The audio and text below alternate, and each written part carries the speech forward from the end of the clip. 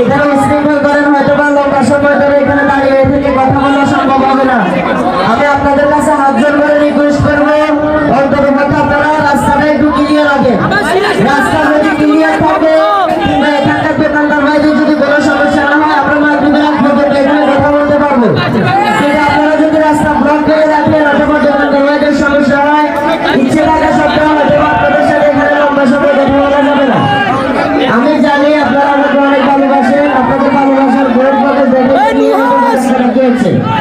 তবে রিকোয়েস্ট থাকবে রাস্তাটা ক্লিয়ার করে দেন, কারণ এখানে যেহেতু একটা চলমান সড়ক, অন্তত আশপাশের মানুষগুলোর জন্য কোনো কষ্ট না হয়।